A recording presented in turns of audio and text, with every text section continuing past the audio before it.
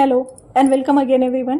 This is part 2 of the PhD lecture series in which we are taking lectures on the topic of preventive dentistries. It has some 20 plus or 19 plus chapters in which in this series we will complete 10 chapters. First some chapters has been taken in part 1 of this lecture and this is part 2. So here we are starting with chapter fluoride or fluorides in public health dentistry. तो fluoridation जो है ना वो अभी तक के top 10 public health measures में count होता है पब्लिक हेल्थ अचीवमेंट्स में। और ऐसा क्यों? क्योंकि फ्लोरिडेशन जो है ना वो प्राइमरी पब्लिक हेल्थ मेजर है डेंटल डिजीज की प्रिवेंशन के लिए। ये एक पोटेंशियल हेल्थ बेनिफिट प्रोवाइड करता है सभी को by just drinking water irrespective of age, sex, social class etcetera. ये जो भी पानी पी रहे हैं उसको इसका फायदा हो रहा है। तो फ्लोरिडेशन क्यों करते हैं हम, इतना क्या जरूरी है फ्लोराइड? तो fluoride it is a most potent and effective substance get developed for the prevention of treatment caries. Treatment caries की प्रिवेंशन के लिए अभी तक का सबसे पोटेंट और इफेक्टिव सब्सटेंस जो डेवलप हुआ है वो क्या है? वो है fluoride. Water fluoridation, salt, milk etcetera fluoridation हम लोग वास्ट में पीछे पढ़ेंगे। अभी हम लोग देखते हैं कोलोराडो स्टेन। तो क्या है ये कोलोराडो स्टेन? कोलोराडो एक जगह है यूएसए में, एक डॉक्टर थे, डॉक्टर फ्रेडरिक मके कोलोराडो के। उन्होंने देखा कि उनके सारे पेशेंट्स हैं ना उनके टीथ पे कुछ ब्राउन परमानेंट स्टेन हो रहा है। तो उनको पता करना था कि ये क्या हो रहा है और उस जगह के नाम पे इस स्टेन को कोलोराडो स्टेन कहते हैं। तो what is Colorado stain? It is a permanent brown stain on the teeth of dental patients in USA. Colorado stain के एक परमानेंट ब्राउन स्टेन है जिसको बाद में हम लोग मॉटल्ड इनामल भी कहने लगे। Due to fluoride in drinking water more than 1 ppm। तो यूएसए के उस जगह पे कोलोराडो में जो फ्लोराइड कंटेंट था वाटर का वो 1 ppm से ज़्यादा था, जिसकी वजह से परमानेंट ब्राउन स्टेन वहाँ के लोगों को हो रहा था। लेकिन तब डॉक्टर मैके को ये बात पता नहीं थी कि ये फ्लोराइड की वजह से हो रहा है। तो उन्होंने इस पर काफ़ी रिसर्च किया था, स्टडी की थी और फिर उस जगह के नाम पे इस ब्राउन स्टेन ऑफ टीथ को कोलोराडो स्टेन कहने लगे। तो पूरी दुनिया में सबसे पहली सिटी कौन थी जहां वाटर फ्लोरिडेशन हुआ था? तो first city in whole world to be fluoridated with optimum level of 1 ppm in water supply is Grand Rapids. Grand Rapid जो है वो पहला सिटी था पूरी दुनिया में जहां वाटर फ्लोरिडेटेड हुआ था 1 ppm से। और ये एक टेस्ट सिटी था। Grand Rapids was the test city. और कैसे किया गया? कम्युनिटी ट्रायल करके उस सिटी के सारे लोगों को जो वाटर पिलाया गया फ्लोरिडेटेड वाटर 1 ppm। तो टेस्ट सिटी के साथ एक कंट्रोल सिटी भी रहा होगा। तो Muskegon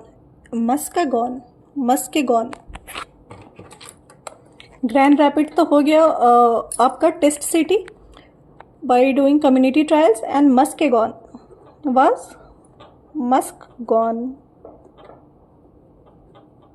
was control city for the same test। सबसे पहला सिटी जहां फ्लोरिडेशन हुई वाटर की वह था ग्रैंड रैपिड्स, ठीक है। And which is the most commonly available solid fluoride in nature? The most commonly available solid fluoride in nature in the form of compound is fluorapatite, cryolite and fluorspar. सबसे commonly available solid fluoride कौन से? फ्लोरएपेटाइट है, cryolite है and fluorspar है। और जो कुएं का पानी होता है ना डीप वेल वाटर, उसमें फ्लोराइड बहुत ज़्यादा होते हैं, contains high level of fluoride. Question आ सकता है इनमें से हाई लेवल ऑफ फ्लोराइड कहाँ होता है? ओशन में होता है, डीप वेल में होता है। तो आपका आंसर होगा deep well. Deep well water contains very high level of fluoride and milk contains very low amount of fluoride. Milk में बहुत कम फ्लोराइड होता है, ठीक है। What is fluoride homeostasis? Fluoride homeostasis dynamic equilibrium between fluoride Uptake and fluoride excretion is fluoride homeostasis. Homeostasis हो रहा है, equilibrium होगा फ्लोराइड के अपटेक का, जो आप फ्लोराइड ले रहे हैं, और फ्लोराइड जो आपकी बॉडी से एक्सक्रीट हो रहा है उसका। फ्लोराइड सबसे ज़्यादा कहाँ से एब्जॉर्ब होता है? फ्लोराइड जीआईटी स्टमक में एब्जॉर्ब होता है। Fluoride is largely excreted through renal tubules. तो क्या होगा, any disturbance on renal function can enhance fluoride retention and result in increased level of fluoride in plasma and saliva. Fluoride की जो absorption हो रही है वो जीआईटी और स्टमक में हो रही है सबसे ज़्यादा, जबकि एक्सक्रीशन कहाँ हो रही है, रीनल के थ्रू हो रही है। तो अगर रीनल डिसफंक्शन हो जाए तो फ्लोराइड जो होगा वो रिटेन होने लगेगा बॉडी में। तो कहाँ रिटेन होगा, प्लाज्मा में और सलाइवा में। फ्लोराइड पे भी एक अच्छा खासा लेक्चर फ्लोराइड इन डेंटिस्ट्री करके मैंने लेकर रखा हुआ है इसी चैनल पे, आप वो भी देख लेना। और फ्लोराइड इन पब्लिक हेल्थ में यहाँ भी फ्लोराइड करा रही है, तो ये दोनों लेक्चर मिला के आपने देख लेना। तो फ्लोराइड के एक एक पॉइंट, एक एक टॉपिक कंठस्थ है आपको। तो फ्लोराइड इन सलाइवा, ह्यूमन सलाइवा में फ्लोराइड का रेंज कितना होता है, 0.01 ppm to 0.05 ppm।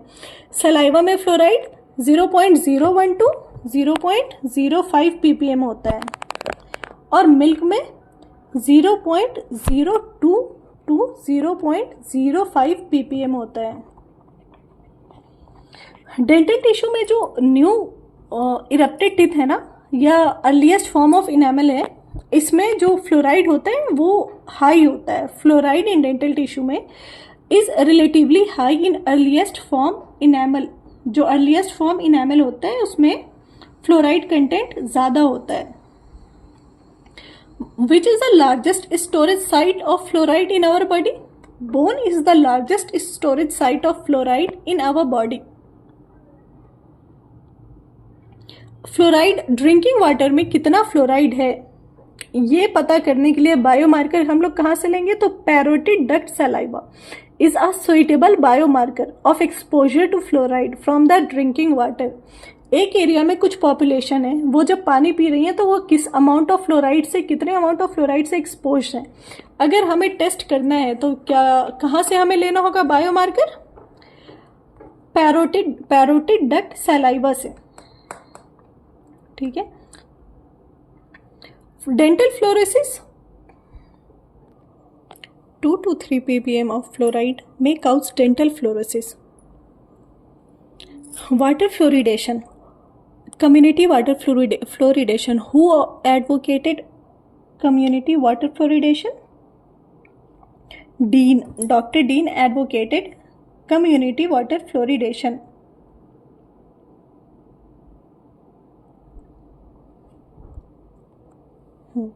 What is water fluoridation? Upward adjustment of the concentration of fluoride ion in public water supply in such a way that concentration of fluoride ion in the water may be consistently maintained at 1 ppm by weight. तो क्या हो गया, water fluoridation में आप क्या करते हो, upward adjustment करते हो। किसी भी जगह के पानी जहाँ फ्लोराइड की कमी है तो हम वहाँ के वाटर में फ्लोराइड बढ़ा देते हैं। अपवर्ड एडजस्टमेंट होती है कंसंट्रेशन ऑफ फ्लोराइड की पब्लिक वाटर सप्लाई में। और कितना करते हैं, ऐसे करते हैं कि 1 ppm बाई वेट होना चाहिए फ्लोराइड पानी में। और किसी भी एरिया की क्या क्या चीज़ जो है वो फ्लोराइड की कंसंट्रेशन को इफेक्ट करती है, तो उस एरिया का टेम्परेचर कितना है, ज्योग्राफिकल लोकेशन क्या है उस एरिया की, and physiological response to fluoride कैसा होगा पेशेंट का। इन तीनों चीज़ को हम लोग वाटर फ्लोरिडेशन के लिए कंसिडरेशन में लेते हैं। क्या क्या, ज्योग्राफिकल एरिया जहाँ हम लोग फ्लोरिडेशन करने वाले हैं, उस एरिया का टेम्परेचर, और वहाँ के जो लोग हैं उनका फिजियोलॉजिकल रिस्पॉन्स क्या होगा। What are the 3 commonly used chemicals for fluoridation?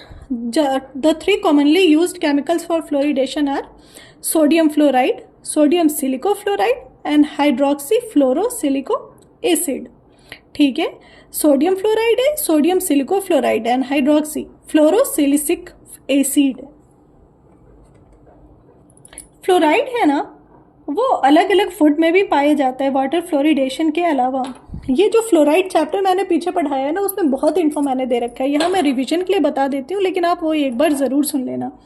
तो जो फिश होता है ना, fish contains a good amount of fluoride. Fish कितना फ्लोराइड कंटेन करती है, up to 19 ppm। Seafood when prepared with their bones may contain high quantities of fluoride. Okay, tea leaves contains about 97 ppm of fluoride, 0.82 milligram per cup tea. तो T में कितना होता है fluoride, 97 ppm whole potatoes has 6.5 ppm of fluoride. Whole potatoes. Vegetables, cereals and fruit has 0.2 to 0.3 ppm. और average intake from all sources per day adult के लिए होना चाहिए 2.2 से 3.2 तक, एंड चिल्ड्रंस के लिए 1 से 1.2 ppm तक. एवरेज इनटेक एडल्ट का कितना होगा फ्लोराइड के लिए? 2.2 से 3.2 ppm तक. और चिल्ड्रंस के लिए कितना होगा? 1 से 1.2 ppm तक. मिल्क के लिए मैंने बता दिया कि milk contains very low amount of fluoride.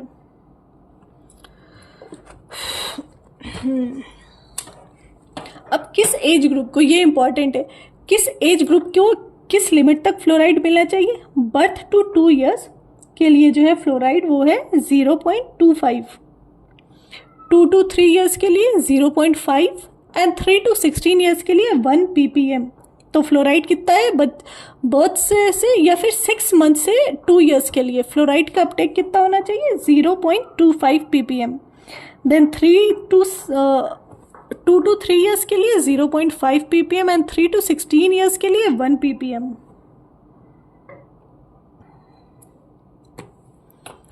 Water fluoridation किन्होंने करवाया? डॉक्टर डीन ने करवाया वाटर फ्लोरिडेशन. तो इस पे एक क्वेश्चन बनता है कि अगर आपको क्वेश्चन आए कि कोई एक 3 साल का बच्चा है, जिस एरिया में वो रहता है वहाँ की वाटर फ्लोरिडेशन जो है वो 0.25 ppm है ऑलरेडी, तो उस बच्चे को जो 3 साल का है उसको अब हम लोग कितना फ्लोराइड देंगे एक्स्ट्रा, या कितना फ्लोराइड डोज और देंगे?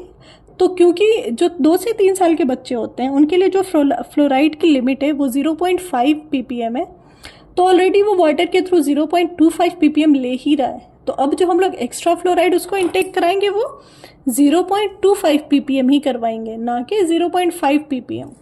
ठीक है. अब देखिए आप साल्ट फ्लोरिडेशन. साल्ट फ्लोरिडेशन के लिए आप जो है वो सॉल्ट में कितना फ्लोराइड ऐड करोगे? 250 mg ऑफ फ्लोराइड पर kg of salt. Salt fluoridation में 250 milligram of salt fluoride, 250 milligram of fluoride. पहली कंट्री जिसने साल्ट फ्लोरिडेशन किया था वो था स्विट्जरलैंड. Salt Switzerland SS. पहली कंट्री जहां साल्ट फ्लोरिडेशन हुआ था वो है स्विट्जरलैंड. साल्ट स्विट्जरलैंड दोनों में SS. और कितना साल्ट फ्लोरिडेशन में फ्लोराइड ऐड करते हैं हम लोग? 250 मिलीग्राम्स ऑफ फ्लोराइड पर kg of salt. School water fluoridation, ये इंटरेस्टिंग और इम्पॉर्टेंट दोनों है. स्कूल वाटर फ्लोरिडेशन में जो हम लोग स्कूल के पानी में फ्लोराइड ऐड करेंगे वो कितना ऐड करेंगे? Recommended concentration will be 4.5 ppm. इतना ज़्यादा क्यों? 4.5 ppm स्कूल वाटर फ्लोरिडेशन में क्यों ऐड कर रहे हैं? क्योंकि student receives only small part of the daily intake of water when they are in school. बच्चे आधे दिन के लिए स्कूल में गए, उसमें भी कम पानी पी रहे हैं, तो बहुत स्मॉल अमाउंट ऑफ पानी उनको डेली मिल रहा है फ्लोरिडेटेड वाटर. तो कम पानी में जितना फ्लोराइड की रिक्वायरमेंट है उतनी बॉडी को मिल जाए, इसलिए स्कूल की जो फ्लोरिडेशन होती है वाटर की उसमें 4.5 ppm वाटर फ्लोरिडेशन करते हैं. दूसरा, बच्चे school through out the year नहीं जाएंगे, कभी छुट्टी होगी, उन सब चीज़ों को मैनेज करने के लिए frequency of drinking water in children is variable. बच्चों में बहुत वेरिएबल है, कम पी रहे हैं, ज़्यादा पी रहे हैं, इसलिए. Milk fluoridation. मिल्क फ्लोरिडेशन में कितना डालेंगे फ्लोराइड मिल्क में?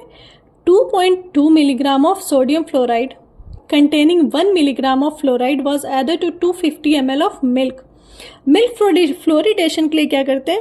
2.2 milligram of sodium fluoride add करते हैं 250 ml ऑफ मिल्क में. 2.2 milligram of sodium fluoride 250 ml of milk में, और जिसमें फ्लोराइड कितना होता है? 1 मिलीग्राम होता है. मिल्क फ्लोरिडेशन किन्होंने दिया था?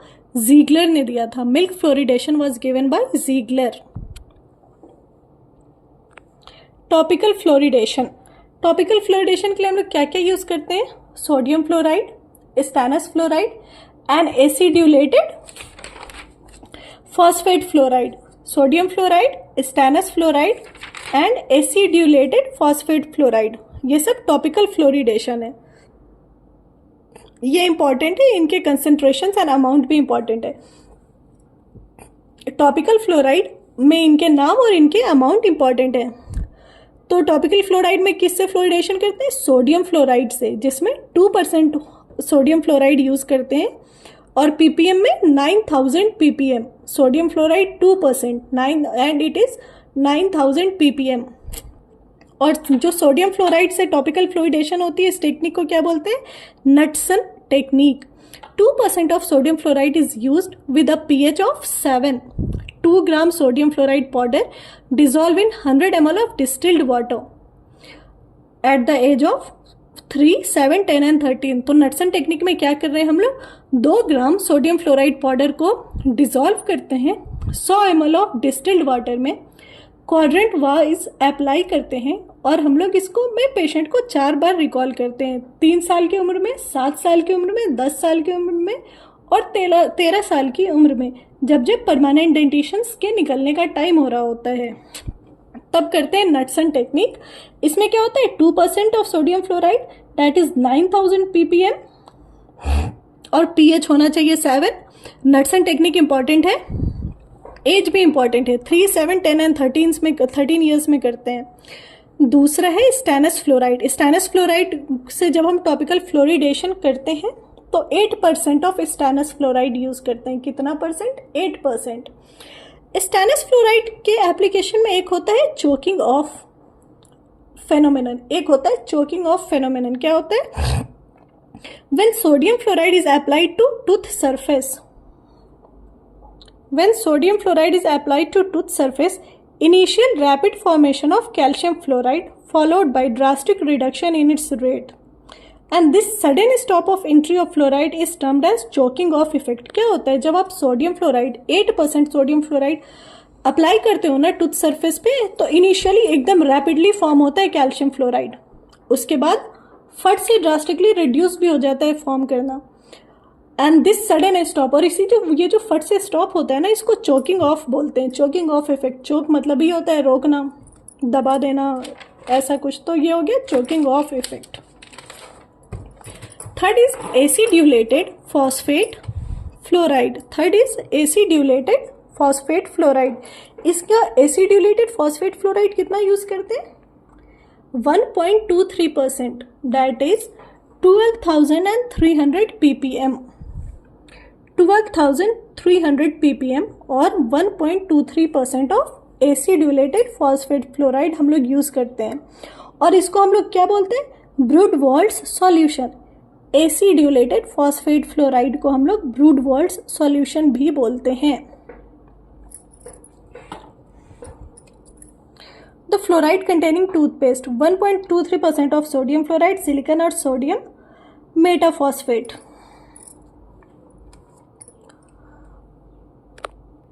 तो इससे क्या हो रहा है? फ्लोराइड कंटेनिंग टूथपेस्ट से दोनों काम हो जा रहा है, क्लीनिंग भी हो जा रही है हमारी और फ्लोराइड का एप्लीकेशन भी हो जा रहा है। तो इसमें हम लोग 1.23% of sodium fluoride, silicon and sodium metaphosphate के कॉम्बिनेशन का यूज़ करते हैं। ये एक एक्सेप्टेड कैरियोस्टेटिक मेथड है। Now comes fluoride varnishes. Fluoride varnish में क्या होता है? फ्लोराइड वार्निश आप कितने देर के लिए अप्लाई करके टिप पे छोड़ोगे? 4 मिनट के लिए। और इस 4 मिनट में जो कि एप्लीकेशन में है ना, फ्लोराइड के वार्निश का मैक्सिमम बेनिफिट टूथ को मिल जाता है। फ्लोराइड वार्निश कितने देर के लिए लगाते हो? 4 मिनट के लिए। और इस 4 मिनट में मैक्सिमम बेनिफिट फ्लोराइड वार्निश का टूथ को मिल जाता है। And the types of fluoride varnish is Durafat. Durafat is the first fluoride varnish. सबसे पहला फ्लोराइड वार्निश कौन सा होगा? ड्यूराफैट। ड्यूराफैट में कितना यूज होता है फ्लोराइड का? 22.6 मिलीग्राम फ्लोराइड पर ml और 22,600 ppm। ये याद कर लेना आप। ड्यूराफैट जो है वो पहला फ्लोराइड वार्निश, और इसमें जो कंस्टिट्यूएंसी होती है, कॉन्स्टिट्यूएंट होते हैं 22.6 मिलीग्राम फ्लोराइड पर ml और 22,600 ppm ऑफ फ्लोराइड।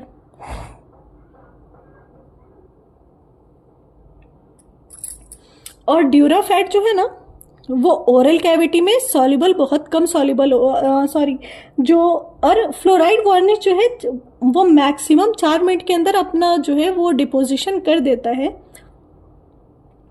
और वार्निश जो है ना वो फ्लोर एपेटाइट क्रिस्टल का डिपोजिशन कराते हैं हमारे टूथ में। और फ्लोर एपेटाइट का फ़ायदा ये है कि ये ओरल कैविटी में कम सॉल्युबल होता है। फ्लोर एपेटाइट का डिपोजिशन कराते हैं और ये ओरल कैविटी में बहुत कम सॉल्युबल होता है। तो पहला वार्निश हो गया ड्यूराफेट, ये सबसे पहला वार्निश था 22,600 ppm या फिर 22.6 मिलीग्राम ऑफ फ्लोराइड पर ml। दूसरा जो वार्निश है वो है फ्लोर प्रोटेक्टर, ये होता है 7000 ppm। दूसरा है फ्लोर प्रोटेक्टर, ये 7000 ppm होता है। Duraflor 22.6 milligram per ml, same as Duraphat. Duraflor जो है वो 22.6 milligram per ml of fluoride होगा इस वार्निश में। और वार्निश कौन से? कैविटी शील्ड, इसमें 5% ऑफ सोडियम फ्लोराइड होता है रेजिनस बेसिन में, रेजिनस बेस के फॉर्म में। जो केरेक्स वार्निश है ना, ये ड्यूराफेट के इक्विवेलेंट होता है और इसमें 1.8% बस फ्लोराइड होता है, 1.8% बस फ्लोराइड होता है, लेकिन इसकी जो स्ट्रेंथ होती है वो ड्यूराफेट की इक्विवेलेंट होती है। सोडियम मोनोफ्लोरोफॉस्फेट टूथपेस्ट, ठीक है। It is a world's most widely used fluoride.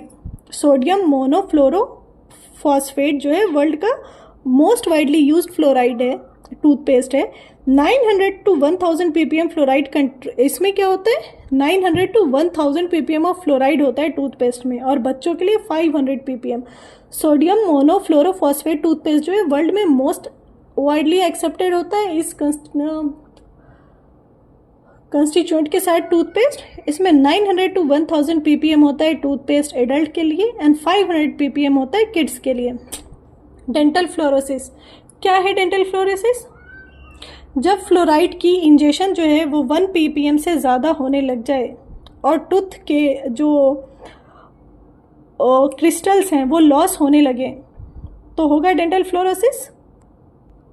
तो ये जो इंजेक्शन है ये क्या इंस्टेंट तो असर करेगा क्या? नहीं, जो डेंटल फ्लोरोसिस है इसके लिए chronic injection, long term injection होना चाहिए डेवलपमेंटल स्टेज में फ्लोराइड का, तो होगा डेंटल फ्लोरोसिस। तो what is dental fluorosis? Dental fluorosis एक हाइपोप्लेशिया या हाइपोमिनरलाइजेशन है इनेमल या डेंटीन का due to the chronic injection of excessive amount of fluoride during the period when teeth are developing. तो क्या होगा कि जब टीथ डेवलप हो रहा है उस टाइम पे क्रोनिक इंजेक्शन हो रहा हो फ्लोराइड का एक्सेसिव अमाउंट में, और वो भी कब 0.8 to 1.2 ppm तक, राउंड ऑफ में 1 ppm ये नॉर्मल है, इससे ज़्यादा रेंज में, तो होगा डेंटल फ्लोरोसिस। डेंटल फ्लोरोसिस में क्या हो रहा है? एक हाइपोप्लेशिया या हाइपोमिनरलाइजेशन हो रहा है टूथ एनामल या डेंटिन का, जब क्रोनिक इंजेक्शन हो रहा है एक्सेसिव अमाउंट ऑफ फ्लोराइड का टीथ के डेवलपमेंट में के टाइम में ही, और उसमें भी कब? अमीलोजेनेसिस के टाइम में, जो सेक्रेटरी फेज या मैचुरेशन फेज अमीलोजेनेसिस का होता है उस टाइम हो इंजेक्शन। क्लिनिकली डेंटल फ्लोरोसिस कैसे दिखेगा या कैसे मैनिफेस्ट होगा? एक डल ओपेक वाइट एरिया होगा इनेमल में जो कि मॉटल्ड या डिसकलर्ड होगा या पिटेड भी होगा, हो सकता है। तो ये डेंटल जो आपका डेंटल फ्लोरोसिस है वो क्लिनिकली ऐसा विजिबल होगा आपको। डेंटल फ्लोरोसिस का कारण ये होता है कि large amount of fluoride mixed water का इंजेक्शन हो जिसमें हाई लेवल ऑफ फ्लोराइड हो डेवलपमेंटल स्टेज ऑफ टूथ में, इन्फेंट्स या चिल्ड्रन में, या फिर फर्स्ट 5 years ऑफ लाइफ में बच्चों के। तो विंडो पीरियड क्या होगी फ्लोरोसिस का? डेंटल फ्लोरोसिस का window period is 0 to 5 years, मतलब डेवलपमेंटल पीरियड में, इन्फेंट्स में, चाइल्ड में, या पहले 5 years में। तो जो window period of dental fluorosis is 0 to 5 years, window period of dental fluorosis. और अगर फ्लोरोसिस प्राइमरी टिथ में हो रहा है तो ये एक प्रिडिक्शन भी है कि फ्लोरोसिस परमानेंट टिथ में भी हो सकता है। Now oral hygiene aids. सबसे पहले टूथब्रश किन्होंने इन्वेंट किया? सबसे पहले टूथब्रश चाइनीज ने इन्वेंट किया था, चाइनीज इन्वेंटेड टूथब्रश। एंड पहला मॉडर्न टूथब्रश कहाँ इन्वेंट हुआ था? इंग्लैंड में। The first modern toothbrush was manufactured in England in 1780। और ओरल हाइजीन एड में ये हो गया कि टूथब्रश कब इन्वेंट हुआ, पहला मॉडर्न टूथब्रश किसने इन्वेंट किया। उसके बाद आता है ब्रशिंग टेक्निक। तो ब्रशिंग टेक्निक भी पीछे के लेक्चर में मैंने बहुत ही सिंप्लीफाइड, बहुत ही कॉमन लैंग्वेज में बताया हुआ है, आप उसको सुन लोगे तो एमसीक्यू हो जाएगा। ब्रशिंग टेक्निक में मेनली ये है, मॉडिफाइड बास है और स्टिलमैन्स है, फोन्स है एंड चार्टर्ड है। तो ब्रशिंग टेक्निक में जो मॉडिफाइड बास है ना, वो normal day to day life जो हेल्दी इंडिविजुअल्स होते हैं, जिनको ओरल कैविटी में कोई टिथ में कोई कंप्लेन या ओरल कैविटी में प्रॉब्लम नहीं है, ऐसे इंडिविजुअल को हम लोग सजेस्ट करते हैं मॉडिफाइड बास टेक्निक ऑफ ब्रशिंग। इसमें क्या होता है, जो टूथ ब्रश है ना, उसको ये अपर टिथ है अगर तो, और ठीक है, और इधर जिंजाइवा है, तो टूथ ब्रश को 45 डिग्री एंगल पे ऐसे रखवाते हैं पेशेंट को, और इधर ब्रिशल्स होता है एपाइकली, और पेशेंट को बोलते हैं कि आप टूथब्रश को थोड़ा सा फोर्सफुली ऐसे रखो कि जो जिंजाइवल सल्कस है उसमें भी टूथब्रश के ब्रिसल्स जाएं और इंट्रा सर्क्यूलर क्लीनिंग भी हो। ये होता है मॉडिफाइड बास मेथड में। स्टिलमैन्स मेथड में एंगुलेशन सेम होती है, ब्रश का एंगुलेशन सेम होता है 45 डिग्री, बट यहाँ पे इंट्रा सर्क्यूलर क्लीनिंग नहीं करवाकर, क्योंकि स्टिलमैन्स टेक्निक में क्या होता है, स्टिलमैन्स टेक्निक हम लोग उन लोगों को सजेस्ट करते हैं जिनका जिंजाइवल रिसेशन हो चुका हो। तो ये जो एपाइकल में सर्वाइकल एरिया है ये भी अब्रेडेड होता है और ये भी ओपन होता है, तो यहाँ पे भी फूड पार्टिकल्स ये सब जमा होते हैं। तो मॉडिफाइड स्टिलमैन्स में जिंजाइवल रिसेशन एटसेट्रा के केस में होता है 45 डिग्री ब्रश होता है, लेकिन वो कोरोनल एंड अपाइकली प्लेस्ड होता है, सल्कस में पुश नहीं करते हैं ब्रिसल्स को। ये हो गया स्टिलमैन्स और बास का difference. Charters method of brushing ortho patient, prostho के पेशेंट या फिर जिनके आरपीडी हो, ऐसे सारे पेशेंट को हम लोग चार्टर्स मेथड ऑफ ब्रशिंग बताते हैं। और बचा phones technique of brushing. Phones technique of brushing जो है वो किड्स के लिए होता है, एंड जहाँ डेक्सटरिटी वो हो ना प्रॉब्लमेटिक हो, वहाँ पे हम लोग फोन्स टेक्निक बताते हैं करने के लिए। तो ब्रशिंग टेक्निक का आप लेक्चर देख लेना, और ऐसे सुपरफिशियली मैंने बता दिया। ओरल मैलेडोर या फिर बैड ब्रेथ या फिर हैलिटोसिस, ये क्या है? ओरल मैलेडोर क्यों होता है? It is associated with a shift from predominantly gram positive to a gram negative and anaerobic bacterial population। Gram positive से ग्राम नेगेटिव, ग्राम पॉजिटिव से ग्राम नेगेटिव के वो आ जाना, बैक्टीरियल पॉपुलेशन के आ जाने की वजह से ओरल मैलेडोर या हैलिटोसिस होता है। The sulphur containing products hydrogen sulphide, methyl mercaptans and dimethyl sulphide are odiferous sulphur containing products are created. तो जो ऑडिफेरस हैं, जो ऑडोर प्रोड्यूस करने वाले प्रोडक्ट हैं, वो हैं क्या है? वो है hydrogen sulphide, methyl mercaptans and dimethyl sulphide. Toothpaste में कितना फ्लोराइड अलाउड है? टूथपेस्ट में 1000 से 1100 ppm ऑफ फ्लोराइड अलाउड है।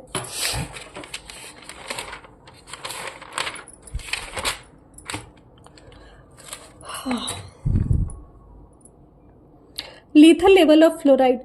Fluoride lethal and fluoride safe dose is, the lethal dose of fluoride is 32 to 64 milligram पर kg बॉडी वेट। जो lethal dose है fluoride का वो कितना होना चाहिए? 32 to 64 मिलीग्राम पर kg body weight, that is approximately 2.5 to 5 milligram of fluoride in case of children and 5 to 10 milligram one single retained dose in case of adult। कितना होना चाहिए फ्लोराइड का lethal dose? 2.5 to 5 milligram of fluoride in case of children and 5 to 10 milligram one single retained dose in case of adults। तो अगर lethal dose चला गया है और आपको फ्लोराइड टॉक्सिसिटी की मैनेजमेंट करना है तो आप कैसे करोगे? Give calcium orally, as for example milk. Orally आप कैल्शियम दो, मिल्क पिलाओ, वॉमिटिंग इंड्यूस कराओ। Give orally soluble calcium in any form such as milk, calcium gluconate etcetera. Rich source of fluoride is dried fish, tea, leaves, cabbage, etc. What is Galgan formula? Galgan's formula is for calculating the fluoride concentration in drinking water depending on the temperature of the area. किसी area का कितना temperature है और उसको include करके हम लोग कितना फ्लोराइड ऐड करने वाले हैं पानी में, इसकी जो हम लोग कैलकुलेशन करते हैं इसको बोलते हैं Galagan's formula depending on the temperature of the area. What is 1 milligram per liter of fluoride means 1 ppm of fluoride. और वाइस वर्सा, अगर हम बोल रहे हैं कि वाटर फ्लोरिडेशन में 1 ppm ऑफ फ्लोराइड ऐड होता है तो इसका क्या मतलब है? इसका मतलब है 1 milligram of fluoride in 1 litre of water, that is 1 milligram per litre of water. What is Nalgonda technique? ये इंपॉर्टेंट है. नालगोंडा टेक्निक कहाँ हुआ था? नालगोंडा टेक्निक जो है वो नागपुर में. नालगोंडा टेक्निक नागपुर में सबसे पहले हुआ था. इसको ना वाटर डीफ्लोरिडेशन का टेक्निक है. नालगोंडा टेक्निक जो है वो वाटर डीफ्लोरिडेशन, जहां पानी में ज़्यादा फ्लोराइड का अमाउंट है उसको कम करने की टेक्निक को नालगोंडा टेक्निक कहते हैं. It was developed eight Nagpur. और नालगोंडा टेक्निक में हम लोग क्या ऐड करते हैं वाटर के फ्लोराइड को कम करने के लिए? Sodium aluminate, that is LM, lime and bleaching powder in sequence. ये सीक्वेंस आप याद रखना. नालगोंडा टेक्निक में पानी में सबसे पहले सोडियम एल्यूमिनेट या एलम ऐड करते हैं, फिर लाइम और फिर ब्लीचिंग पाउडर सीक्वेंस में ऐड करते हैं फ्लोराइड वाटर में. उसके बाद भी बहुत सारे प्रोसेस होते हैं डीफ्लोरिडेशन के लिए. ये सीक्वेंस याद रखना है. सबसे पहले एलम या सोडियम एल्यूमिनेट, फिर लाइम और फिर जाके bleaching powder. Nalgonda technique of water defluoridation में होगा. कौन से एरिया में फ्लोराइड अप्लाई करोगे तो आप लीस्ट इफेक्टिव होगा? Fluorides are least effective in pit and fissure areas. ऐसे बच्चे जिनको कम्युनिटी वाटर फ्लोरिडेशन की एक्सेसिबिलिटी नहीं है उनको आप कैसे बचाओगे केरीज के इनिशिएशन से? तो उनको 2.2% of sodium fluoride tablet daily देना होगा. कितना? 2.2% of sodium fluoride tablet daily. और जो मदर है उससे न्यूबॉर्न बेबी में फ्लोराइड के आने और नहीं आने का क्या कारण है? जो प्लेसेंटा होता है ना, placenta acts as a barrier. Fluoride is taken up by fast growing skeletal tissues. Calcification time of deciduous tooth is less as compare to permanent teeth. That is deciduous tooth do not show fluorosis. ठीक है. एक तो क्या होता है कि deciduous tooth को में फ्लोरेसिस क्यों नहीं हो रहा है? डेसिडस टूथ में फ्लोरेसिस इसलिए नहीं हो रहा है क्योंकि प्लेसेंटा जो है मदर का वो एक बैरियर की तरह काम करता है फ्लोराइड के लिए. तो वुम में जब तक है बच्चा फ्लोराइड उस तक नहीं पहुंच पा रहा है. और दूसरा जो फास्ट ग्रोइंग स्केलेटल टिश्यू होता है ना उसमें नहीं पहुंच पा रहा है फ्लोराइड. दूसरा जो कैल्सिफिकेशन टाइम होता है डेसिडस टूथ का वो परमानेंट टिथ से कम होता है. तो फ्लोराइड का एक्सपोजर उतना नहीं हो रहा है टिथ में, इसीलिए डेसिडस टूथ में जो है फ्लोरोसिस, डेंटल फ्लोरोसिस नहीं होता है. परमानेंट टिथ में होता है डेंटल फ्लोरोसिस. जो फ्लोराइड है, आप बार बार डेंटिस्ट्री में फ्लोराइड का नाम सुन रहे हो. अगर एक नॉर्मल पॉपुलेशन है तो उन लोगों को फ्लोराइड और कहाँ सुनाई दे रहा होगा या फ्लोराइड और किस चीज़ में पाया जाता है? तो fluoride is also a constituent of pesticide. तो normal day to day life में फ्लोराइड का नाम पेस्टिसाइड में भी सुनने को मिलता है. What is the average daily intake of fluoride for adult? 2 milligram to 2.2 milligram. And average daily intake of fluoride for children 1.2 milligram. What is WIP home studies for?